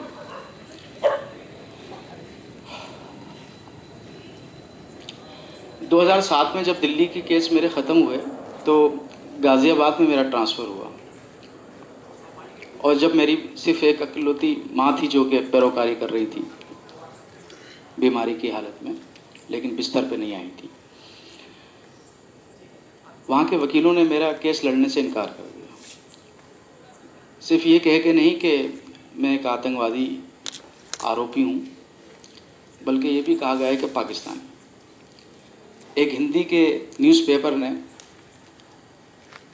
ये अक्सर हेडिंग लगाया करता था, आज अदालत में आए आतंकवादी, अगली पेशी आतंकवादियों की। ये लाइन देखिए, अभी हम अंडर ट्रायल हैं, लेकिन उस तथाकथित हिंदी के पेपर ने पहले ही हमको आतंकवादी घोषित कर दिया और पाकिस्तानी लिखते थे। तो वकीलों ने, बार एसोसिएशन ने बायकॉट कर दिया। बहुत परेशानी हुई, मुझे बहुत दुख हुआ कि कानून के रक्षक और ये थिंक टैंक्स होते हैं और इनकी ऐसी सोच है कि वो बायकॉट करते हैं। बहुत मुश्किल से एक दिल्ली हाई कोर्ट के वकील थे एनडी पंचोली, वो हमको मिले और उन्होंने मेरे केस को लड़ा और 2011 में वो बरी भी करवाया। लेकिन इसके साथ एक चीज़ जोड़ना चाहता हूँ मैं अपने भारतीय संविधान का सम्मान करता हूँ, काफ़ी अच्छी बातें हैं उसमें कोई कमी नहीं है, कमी है लागू करने में। जब समानता की बात आती है तो उस 14 साल के सफ़र में मैंने कई ऐसी चीज़ें देखी जिसमें मुझको असमानता दिखी और सवाल ज़हन में खड़े हुए। जब मेरे केस में बायकॉट किया गया वकीलों के द्वारा, कुछ समय के बाद मैंने अखबार में पढ़ा कि मालेगांव और कुछ इसी तरह के केसेस में प्रज्ञा सिंह ठाकुर, लेफ्टिनेंट कर्नल पुरोहित, स्वामी सीमानंद आदि आरोपी बनाए गए हैं। और बॉम्बे की मकोका कोर्ट में उनको केस के लिए जब लाया जाता था तो उनके लिए senior lawyer free of cost आते थे। सवाल मेरे जहन में ये आया, आरोपी वो भी एक्सप्लोजिव एक्ट में हैं, 302, 121, 122 देशद्रोही, वो भी जेल में है, मैं भी जेल में हूँ, लेकिन ये अंतर क्यों कि मेरा बायकॉट किया जा रहा है और उनके लिए सीनियर वकील आ रहे हैं, वो भी फ्री ऑफ कॉस्ट लड़ रहे हैं। वो कोर्ट में आते हैं तो फूलों की वर्षा की जाती है। जब मैं कोर्ट में जाता हूँ, मेरी माँ सर पे हाथ फेरने के लिए हाथ बढ़ाती है तो उसको धक्का मार के दूर कर दिया जाता है कि जाइए पहले जज साहब से परमिशन लेकर आइए। जब 2010 में ब्रेन हेमरेज हुआ तो मैंने पहली बार, मेरी कस्टडी 12 साल की हो चुकी थी, पहली बार मैंने बेल लगाई। और इतना लेट लगाने की एक वजह यह थी कि 1998 में जब मैं जेल में तिहाड़ में गया था, मेरी मुलाकात टाटा में सिखों से हुई पहले, जो कि 10-10, 12-12, 15-15 सालों से बंद थे। लेकिन ये उनका जाने का टाइम था, ये उनका जाने का टाइम था, किसी का आने का टाइम था। तो उन्होंने बताया था, बेटा ये केस ऐसा है, इसमें बेल नहीं मिलनी, डिसीजन ही होना है। हालांकि जिन सालों में हमको पकड़ा गया था 97, 98, उस वक्त ना टाटा थी, ना पोटा थी, ना UAPA था, ना मकोका थी। सिंपल IPC धाराएँ लगाई गई थी, लेकिन ट्रीट इसी तरह किया गया केस को, प्रोसिक्यूशन ने इसी तरह के से चलाया जैसे कि टाटा, पोटा या आज के UAPA में केस का ट्रायल चलता है। कोई बेल नहीं दी जाती, लंबा ट्रायल होता है सालों तक। तो बीमारी के बाद क्योंकि वो बिस्तर पे आ चुकी थी और घर में कोई था नहीं उनके सेवा के लिए, मुझको चिंता हुई और साथ में अपनी भी कि अब मेरी पैरोकारी कौन करेगा। तो बेल दाखिल की। मेरे वकील साहब ने मना किया, बेटा बेल नहीं होनी है। मैंने कहा सर प्लीज़ आप दाखिल कीजिए, ग्राउंड हैं। और कुछ ग्राउंड मैंने उनको बना के दिए। सबसे पहला ग्राउंड था अपने आप में 12 साल की कस्टडी होना, जिसमें 1 मिनट 1 घंटे के लिए भी बाहर नहीं गया था मैं। दूसरा ग्राउंड था कि इससे पहले जितने केसेस थे वो सब बरी थे, उनकी इक्विटल की जो है जजमेंट लगाई गई। तीसरा ग्राउंड था मेरी माँ का, मेडिकल के कागजात लगाए गए। और चौथा और बहुत मजबूत ग्राउंड था केस के मेरिट का। गाज़ियाबाद के ऊपर जो केस मेरे ऊपर लगाए गए थे वो एक ही दिन के 3 ब्लास्ट थे जिसमें मुझको एक्यूज बनाया गया था। और इत्तेफाक से उसी डेट में दिल्ली में भी 3 ब्लास्ट हुए थे, वो भी मेरे पे लगाए गए थे। तो 6 ब्लास्ट मेरे पे लगाए गए थे एक दिन के, और 3 वो पहले ही बरी हो चुके थे। खैर, मेरिट में ये कहा गया कि 15 मेन जो विटनेसेस थे वो कोर्ट में जो अपना बयान दे गए हैं, किसी ने भी प्रोसिक्यूशन की कहानी को सपोर्ट नहीं किया था। और उसमें मेन विटनेसेस थे, बाकी फॉर्मल थे। ये 5-6 एक मजबूत ग्राउंड बना के जज साहब को दिया गया। मुझको बहुत उम्मीद थी कि अब बेल मिल जाएगी, मैं माँ की सेवा कर लूँगा। डिसीजन का वक्त आया, रिजर्व रख लिया जज साहब ने। और जब बेल पे फैसला आया कि आपकी बेल को रिजेक्ट कर दिया गया है, और वो एक लाइन थी, केस बहुत सेंसिटिव है, इस वजह से बेल को रिजेक्ट किया जाता है। कंक्रीटली कोई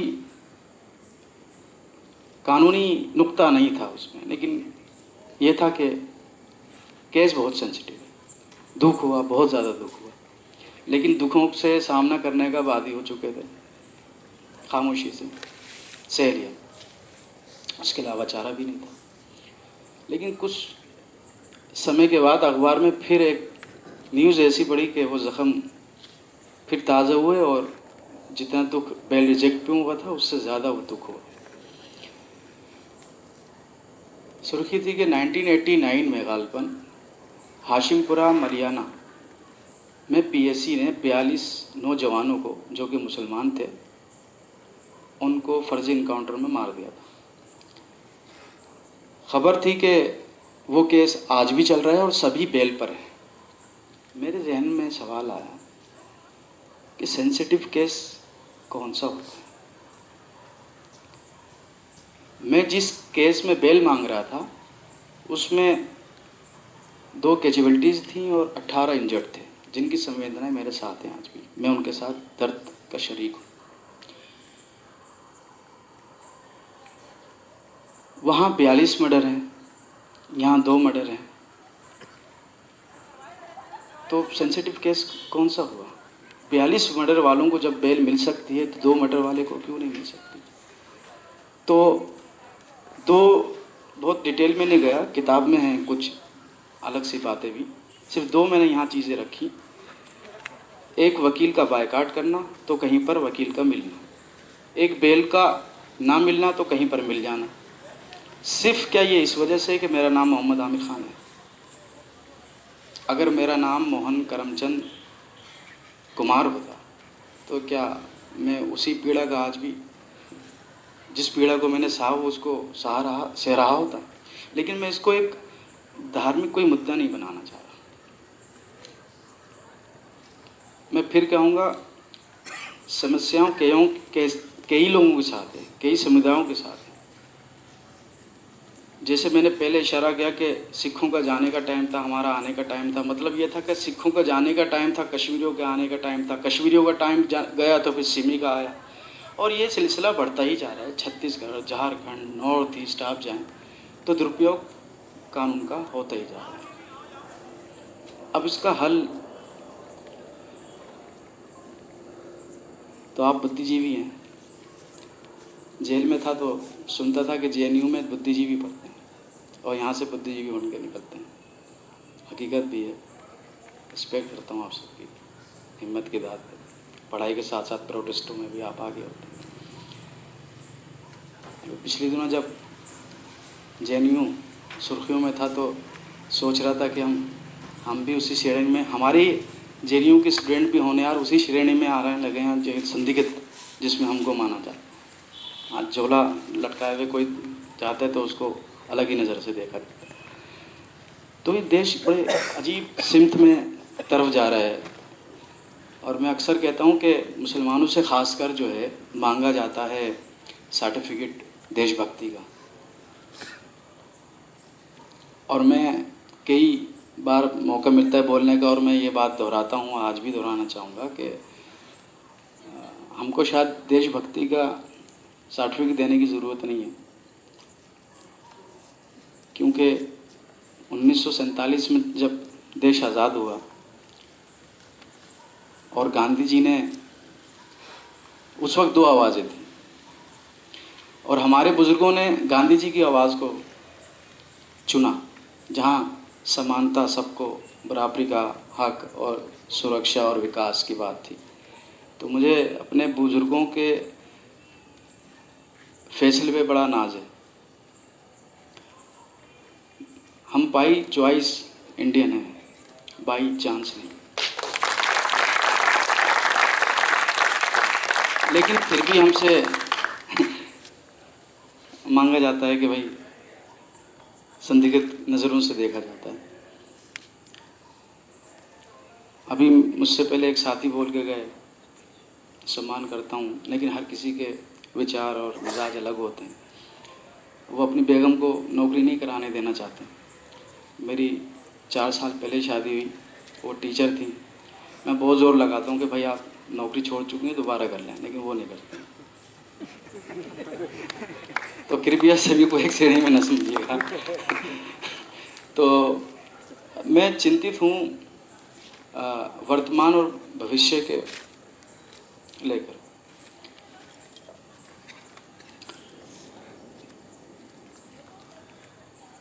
मेरी बेटी है अनुषा, 2.5 साल की। लोगों के जब वो बेटी कोई होती है तो उसकी शादी की फ़िक्र होती है। मुझे कतन को उसकी शादी की फ़िक्र नहीं।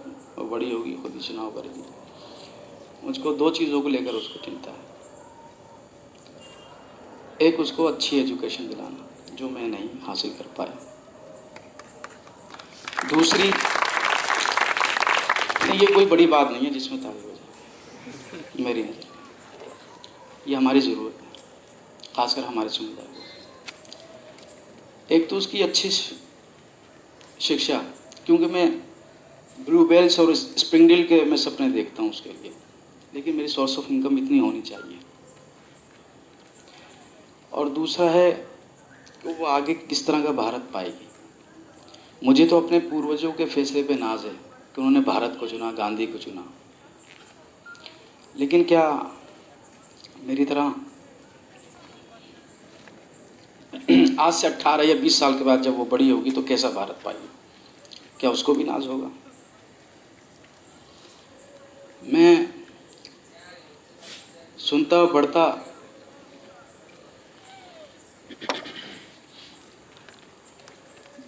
बड़ा हुआ हूँ अपने घर के बड़े बुजुर्गों से कि गांधी जी का कातिल गोडसे था, बहुत बुरा आदमी था।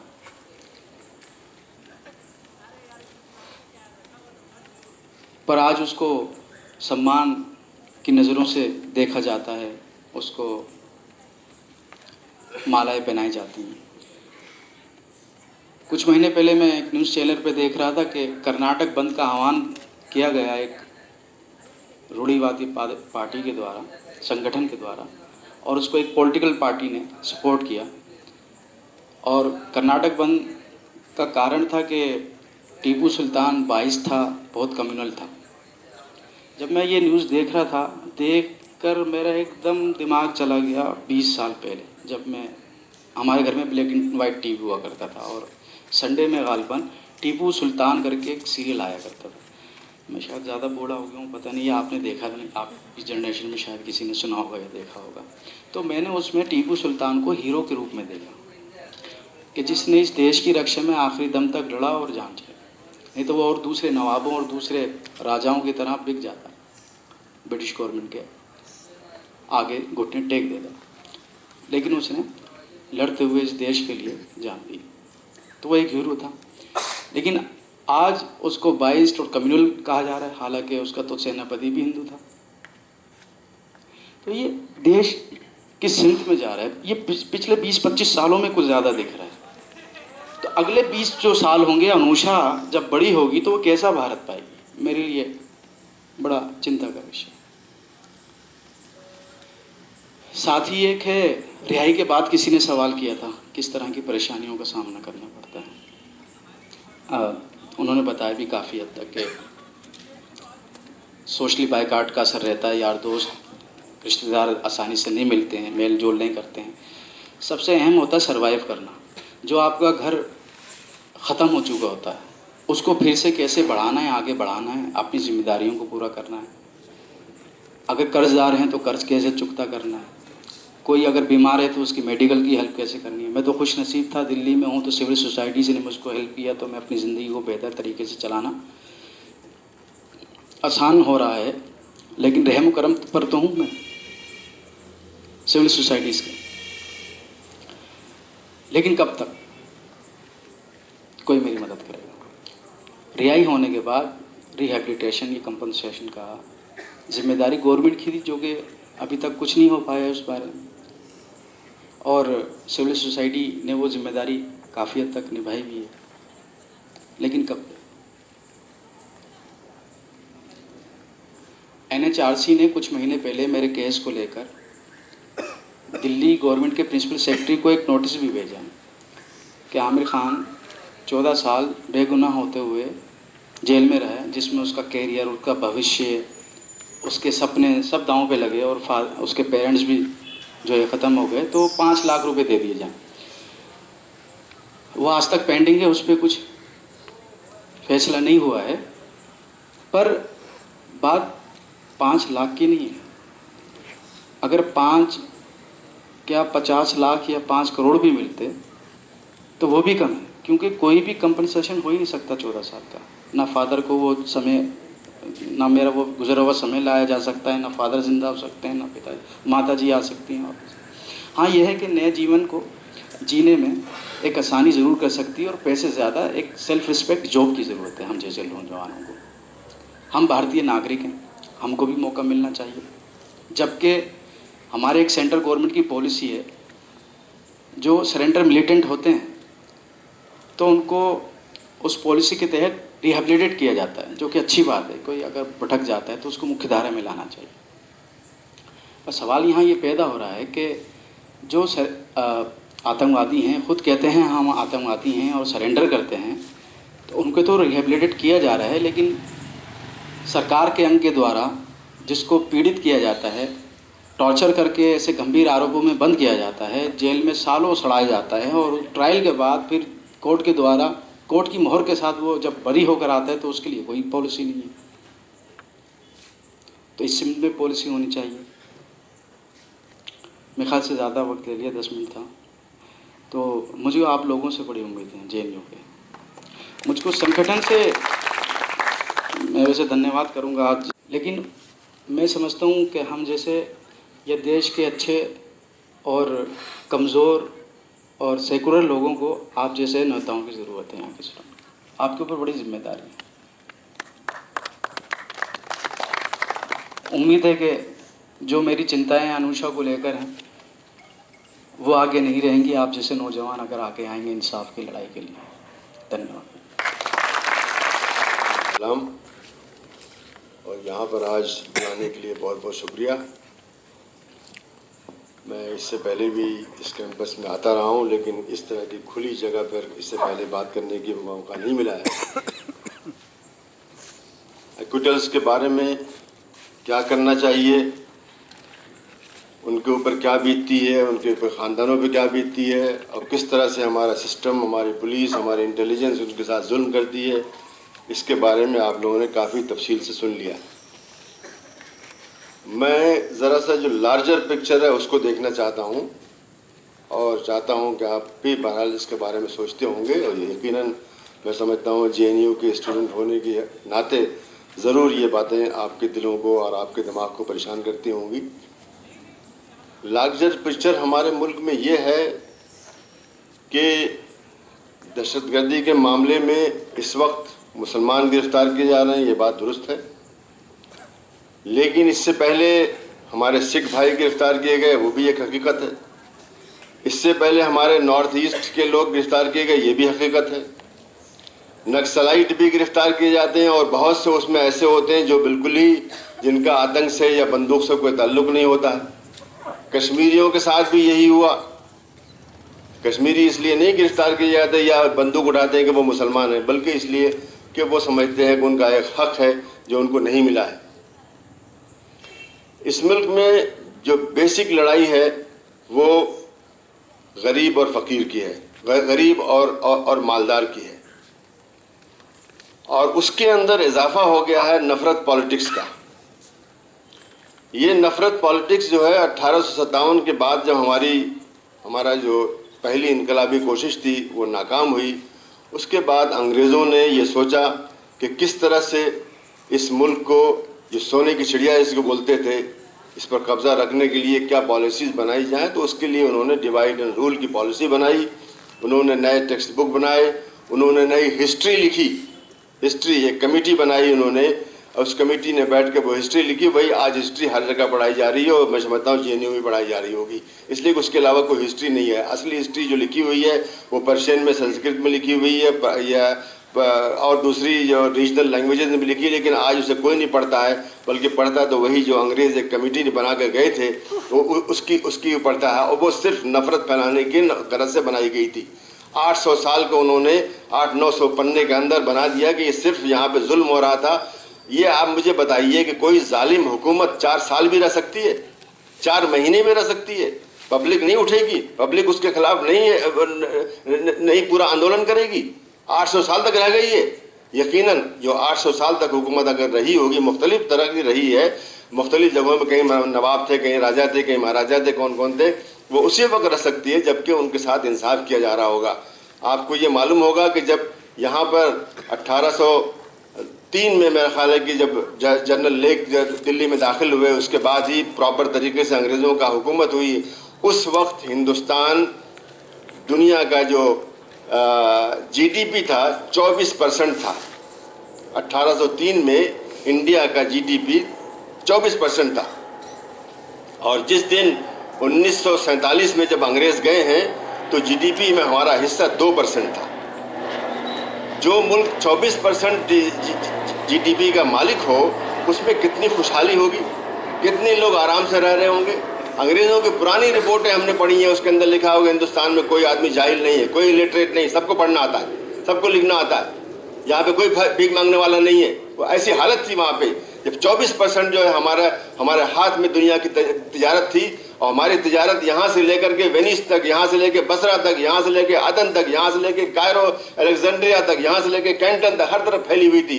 इनके आने के बाद, अंग्रेज़ों के आने के बाद बिल्कुल फिर इन्होंने नफ़रत की पॉलिटिक्स बनाई, इन्होंने पैट्रनाइज करना शुरू किया एक ही वक्त में मुसलमानों को भी और हिंदुओं को भी। इधर मुस्लिम लीग बनाई, इधर हिंदू महासभा बनाई। फिर उसके बाद और नई बननी शुरू हो गई। आर्य समाज को भी उन्होंने सपोर्ट किया, इन्होंने जो है तबलीगी जमात को भी सपोर्ट किया, हर एक को उन्होंने सपोर्ट किया, जो भी माशरे को, सोसाइटी को अलग कर सके उसको सपोर्ट किया। ये चीज़ चलती रही, यहाँ तक कि एक बिल्कुल तनावर दरख्त बन गई एक। और आज आप देख रहे हैं कि 2 साल, 2.25 साल से जो यहाँ हुकूमत आ रही है, वो उस जो 1857 के बाद जो बीज बोया था अंग्रेज़ों ने, आज पूरी तरह से एक तनावर दरख्त बन चुका है। तो ये एक चीज़ है जो कि हिंदुस्तान में बहुत बड़ा मसला है, नफ़रत की पॉलिटिक्स। और दूसरा वो मसला है कि यहाँ पर गरीब का कोई हक नहीं समझा जाता। बहरहाल ये एक दिन में तो नहीं हो गया।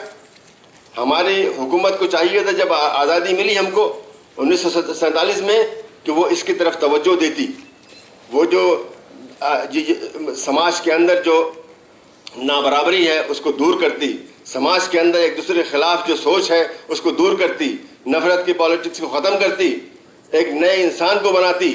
आज देखते हैं आपकी हमारे सामने अभी एक हफ्ता 10 दिन पहले हुआ कि लोग देख रहे हैं और एक आदमी एक लड़की को 22 दफ़ा जो है स्टैबिंग करता है और मार डालता है, लेकिन कोई उसके लिए उठता नहीं है।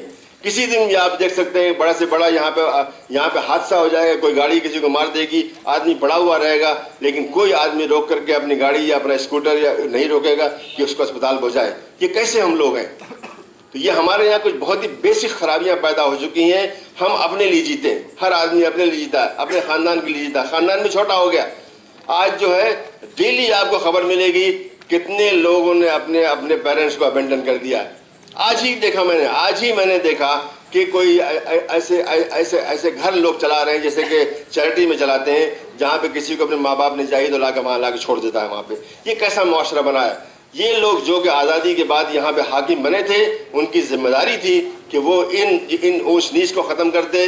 ये जो कास्ट सिस्टम है, कास्ट सिस्टम यहाँ के जो है ये बहुत ही बुनियादी खराबी है। आज ही की मैं ख्याल आज या कल की न्यूज़ में है कि हिंदुस्तान के लोग ब्लैक रंग को क्यों नापसंद करते हैं।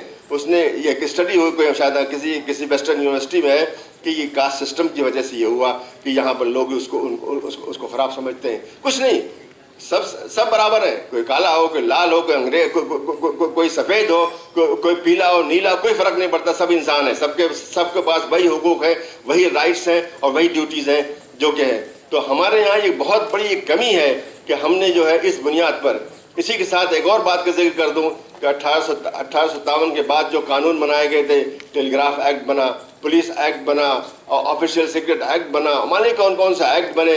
हमने आज़ादी ले ली, बहुत बड़ा हमारा कॉन्स्टिट्यूशन बन गया, इसको आज भी हम ढिढोरा पीटते हैं। लेकिन वो कानून जो हमको जकड़ने के बने गए थे वो आज भी वैसे ही रखे हुए हैं।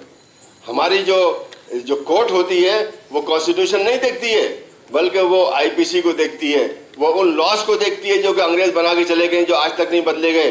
तो ये जो एजेंडा है, जो अनफिनिश्ड एजेंडा है आज़ादी का, आज भी वो कायम है 70 साल के बाद।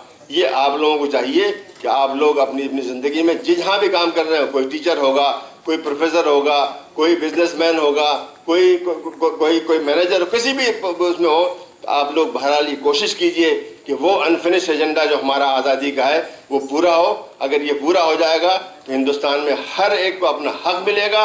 और जो आज किसी को किसी बुनियाद पर किसी बुनियाद पर जो डिस्क्रिमिनेट किया जा रहा है वो चीज़ ख़त्म होगी।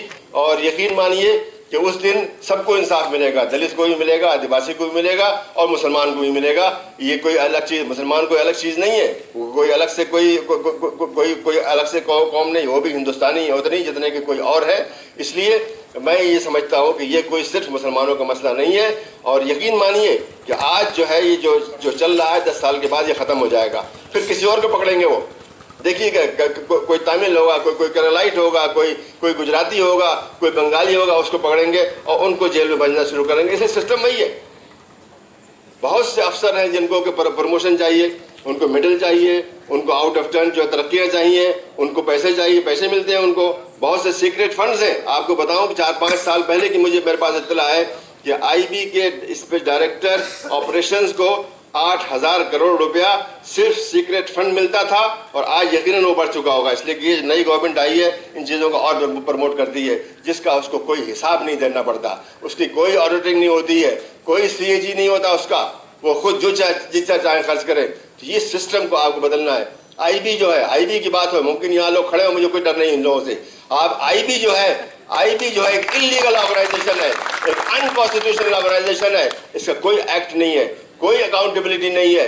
सिर्फ एक टेलीग्राम लंदन से आया था, कोई 1882 कब आया था कि ये बना दो, वो बन गई। वो आज़ादी के बाद चाहिए था कि एक्ट बनता, एक कानून बनता, जिसमें उसकी जो सारी जिम्मेदारी है और अकाउंटेबिलिटी है वो तय की जाती। और आज ये हालत है कि इस हुकूमत अगर कोई कर रहा है तो आईबी कर रही है और वो गलत है।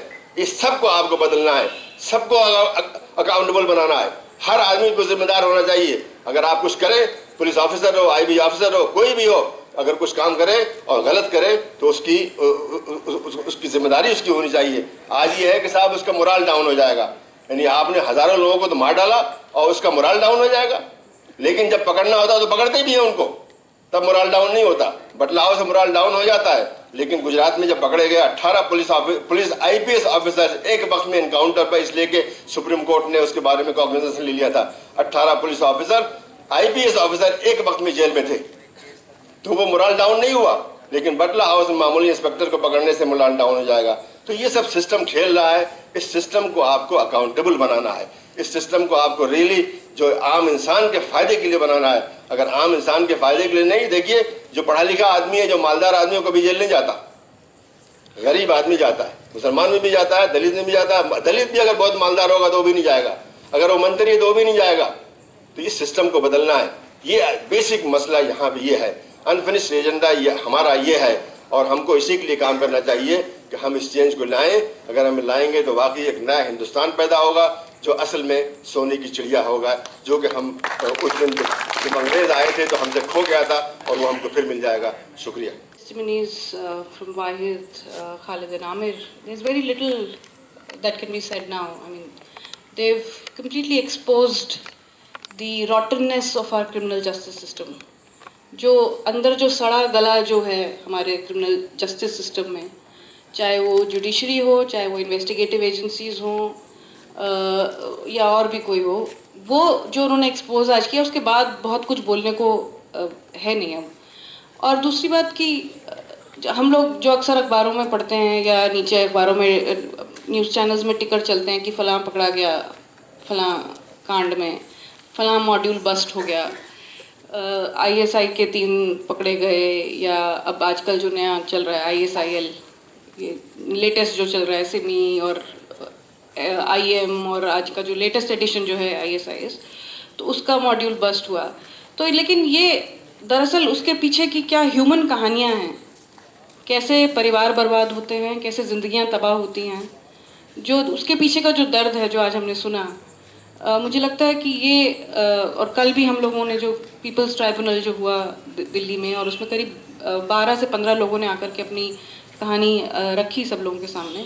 तो ये I mean they are not mere statistics कि लोग पकड़े गए, लोग छूट गए, या थोड़ा अखबार में आ गया कि another HuJI militant acquitted for lack of evidence. जो जिस तरह की, जब लोग एक्विट हो जाते हैं तो इसी तरह की अमूमन खबरें आती हैं। पहले जब अरेस्ट होते हैं तो फ्रंट पेज पे रहती हैं, फिर जब एक्विट हो जाते हैं तो अंदर तीसरे चौथे पेज पे दब जाती हैं खबरें की लैक ऑफ एविडेंस के चलते कोई एक्विट हो गया। तो ये सिर्फ कोई स्टैटिस्टिक्स नहीं है, ये सिर्फ कोई खबरें नहीं हैं, ये असल ज़िंदगियां हैं। मुझे लगता है ये जो आज आमिर और खालिद और वाहिद ने जो यहाँ बात रखी, उससे सबसे बड़ी बात हम लोगों के सामने आई। मैं कुछ 2-4 मुझे लगता है डिनर टाइम भी होने वाला है शायद मिस का, तो मैं बहुत ब्रीफली 2-4 बातें आपके सामने रखूँगी। जैसा दोनों ने बताया, और ख़ास करके वाहिद ने जो 7/11 की इन्वेस्टिगेशन, और खाली इन्वेस्टिगेशन की बात नहीं, हम लोग अक्सर जब इन केसेस की बात करते हैं तो हम प्रेजुडिस्ड इन्वेस्टिगेशन की बात करते हैं कि पुलिस बायस होकर के इन्वेस्टिगेट करती है। अब कल और नार्को टेस्ट के बारे में खास करके वाहिद ने बताया कि किस तरह से नार्को टेस्ट हुआ। कल जो ट्राइब्यूनल हुआ उसमें शोएब जागीरदार आए थे, जिनको मक्का मस्जिद ब्लास्ट के लिए पहले उठाया गया था। फिर जब मक्का मस्जिद ब्लास्ट की इन्वेस्टिगेशन लोकल पुलिस टीम से लेकर के CBI को सौंप दी गई, तो लेकिन तो जो हैदराबाद पुलिस थी वो ठगी सी रह गई। उसको लगा कि इतने लोगों को उठा लिया है घरों से, प्राइवेट फार्म हाउसेस पे टॉर्चर भी कर दिया है, कन्फेशंस भी ज़बरन निकलवा लिया, अब इन लोगों का क्या करें। तो उनके लिए नए केसेस बना करके उनको उसमें डाल दिया गया, फर्जी पासपोर्ट का, इस तरह के सिमी की कॉन्स्पिरेसी का, इस तरह के केसेस उनको बना करके डाल दिए गए। तो उसमें से कल एक साहब आए थे, शोएब जागीरदार साहब, वो अपने नार्को टेस्ट की कहानी बता रहे थे। तो नार्को टेस्ट जो कि अक्सर उसके CDs जो क्राइम शोज़ होते हैं देर रात में जो आते हैं टेलीविज़न पे, उसमें अक्सर उनकी नार्को CD चलाई जाती है। वो उनको कैसे मिलती है ये वही जानते होंगे बेहतर। लेकिन उसमें जागीरदार साहब ने बताया कि किस तरह से उनको नार्को टेस्ट में ये बुलवाना था कि आपने कोई काला पैकेट लिया जिसमें RDX या बारूद है, और आपने किसी और को दिया जिसमें धमाके हुए। तो अब उनको एक पुलिस कस्टडी में है, वो पुलिस कस्टडी से पुलिस वाले के साथ एक अस्पताल, उनको पहले फ़ोन आता है, फ़ोन करवाया जाता है बाकायदा कि आपने काला पैकेट कहाँ रखा। वो बेचारे बोलते रहे कि कौन सा काला